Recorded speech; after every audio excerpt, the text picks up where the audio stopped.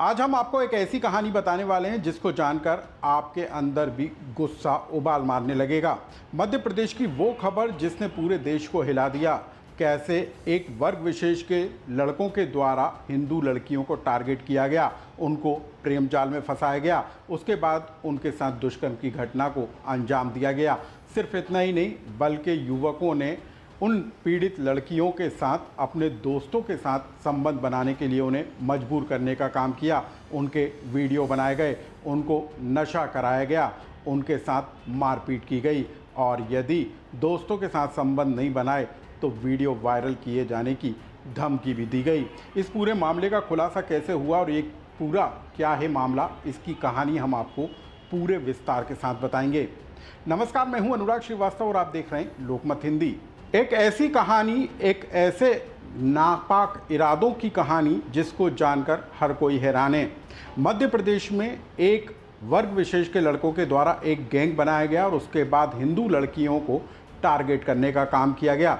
इस गैंग में पूर्व छात्र थे जो कॉलेज की छात्रों को अपना निशाना बनाते थे और कैसे ये पूरी घटना को अंजाम देते थे ये जानकर भी आप हैरान हो जाएंगे। मध्य प्रदेश में जिस बड़ी खबर का खुलासा हुआ है, जिस बड़ी वारदात का खुलासा हुआ है, वो उसने हर किसी को चौंका दिया है।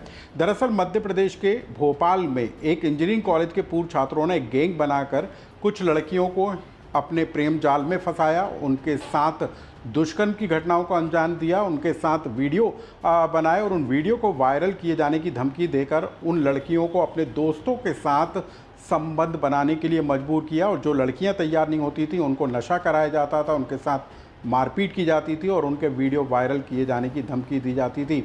और सबसे हैरान करने वाली बात है कि इस गैंग ने ऐसे वर्ग की लड़कियों को टारगेट करने का काम किया जो आर्थिक रूप से पिछड़ी होती थी और उनको बड़े बड़े ख्वाब दिखाकर उनके साथ इस तरह की घटनाओं को अंजाम दिया।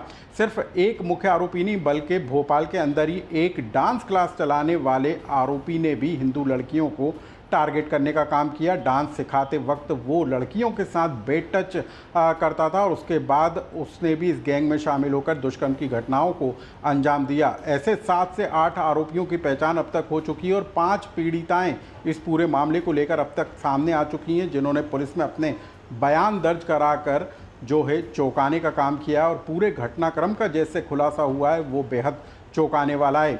इस गैंग के तार सिर्फ भोपाल अकेले नहीं, भोपाल के अलावा इंदौर, कोलकाता और बिहार तक भी जुड़ते हुए नजर आए।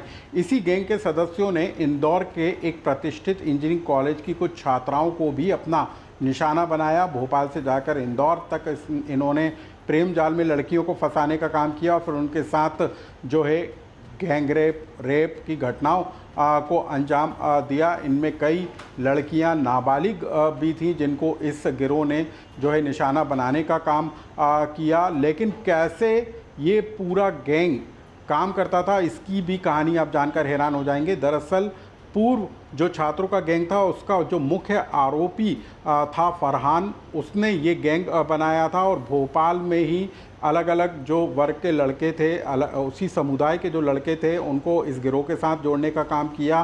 कुछ लड़के जो बाहर से पढ़ाई करने के लिए भोपाल आए थे उनके कमरों का इस्तेमाल वीडियो बनाने के लिए, दुष्कर्म की घटनाओं को अंजाम देने के लिए इस गैंग की तरफ से किया गया। और उसी के आधार पर बीते 3 सालों से ये गैंग एक्टिव होकर कई लड़कियों को निशाना बनाने का काम करता था। और इन आरोपियों के बीच में इस बात को लेकर होड़ थी कि कौन सबसे ज़्यादा हिंदू लड़कियों को टारगेट कर सकता है।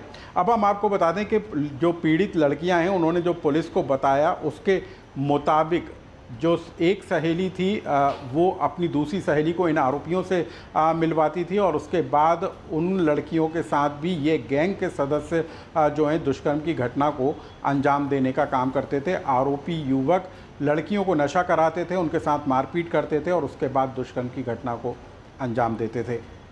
अब इस पूरे गिरोह के जो आरोपी हैं पहले आप उनको जान लीजिए, उसके बाद हम आपको बताएंगे कि पुलिस ने इस पूरे मामले में दर्ज FIR में क्या एक्शन किया है। सबसे पहले जो मुख्य आरोपी है वो फरहान खान है, जो इस पूरे गैंग का सरगना था। उसका दोस्त साहिल जो कि भोपाल में ही डांस क्लास चलाता था और उसके टारगेट पे भी हिंदू लड़कियां होती थी। अबरार कोलकाता का रहने वाला था, भोपाल पढ़ने आया था लेकिन बीच में पढ़ाई छोड़कर वापस लौट गया। लेकिन इसके कमरे का इस्तेमाल आरोपियों ने दुष्कर्म की घटनाओं और वीडियो को बनाने में किया।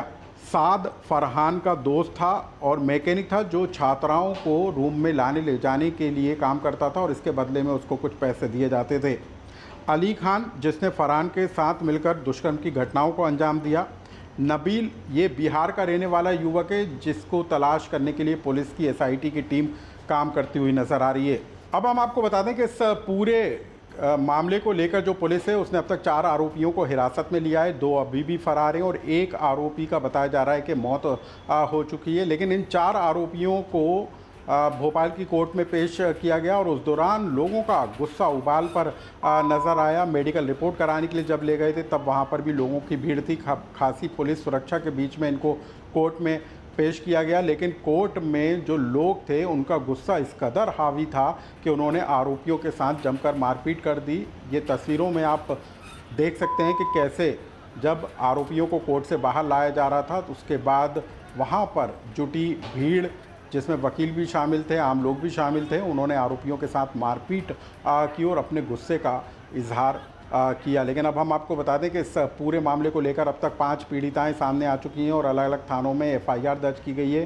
पुलिस ने इस पूरे मामले की जांच के लिए एसआईटी का गठन किया है जो अलग अलग राज्यों में जाकर पड़ताल कर रही है और पुलिस ने जो है इन आरोपियों की रिमांड जो है पुलिस को दी है, जिसके दौरान पुलिस इन युवकों से पूछताछ करेगी कि आखिर किस तरीके से पूरी घटना को अंजाम देते थे और इनके गैंग में कौन कौन से सदस्य थे और क्या सिर्फ यही लड़कियां हैं या कुछ और भी लड़कियां हैं जिनको इन्होंने टारगेट बनाने का काम किया। इस बात को लेकर पुलिस पड़ताल करती हुई नज़र आएगी। हम आपको बता दें कि अब तक जो ये पूरा मामला निकल कर आया है, बताया जा रहा है कि बीते 3 सालों से इन आरोपियों ने अपना गैंग बनाकर इस तरह से कई घटनाओं को अंजाम दिया है और पुलिस की छानबीन में और जांच में इन तमाम बिंदुओं का खुलासा होगा। लेकिन हम आपको बता दें कि पुलिस के द्वारा इन आरोपियों के पास से जो जब्त आईफोन किए गए हैं उसमें हिडन फोल्डर जो निकले हैं उसमें इस बात की पुष्टि हुई है कि ये जो छात्र हैं वो लड़कियों को दूसरे लड़कों के साथ संबंध बनाने के लिए टॉर्चर करने का काम करते थे। उस तरीके के कुछ वीडियो पुलिस के हाथ लगे हैं और इन्हीं वीडियो के आधार पर पुलिस अपनी जांच को आगे बढ़ाती हुई नज़र आ रही है।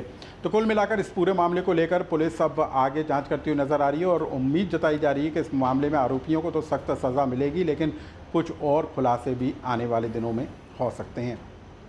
क्या कहना इस पूरे मामले को लेकर भोपाल पुलिस का, आप उसे जानिए। तो बहुत सही लग रही है कि इन्वेस्टिगेशन के दौरान ये उन लड़कियों का एक ग्रुप बनाते थे जो लड़कियां इकोनॉमिकली कमज़ोर हैं या किसी तरह से जिसको ये अपने साथ रख सकते हैं और अपने लिए यूज कर सकते हैं। तो इसीलिए हमने वो सारे सेक्शंस लगाए हुए हैं और हमने भारतीय न्याय संहिता की हर उस सेक्शन को इन पे लगाया है कि पीड़िताओं के ऐसे स्टेटमेंट हैं हमारे सामने भी और न्यायालय के सामने जो कथन करवाए गए हैं उनमें भी कि कुछ ऐसी हरकतें उनके द्वारा की गईं, कुछ ऐसी चीजें उनके द्वारा बोली गईं जिससे कि मध्य प्रदेश का धार्मिक स्वातंत्र्य अधिनियम आकर्षित होता है और उसकी धाराएं इसमें लगाई गई।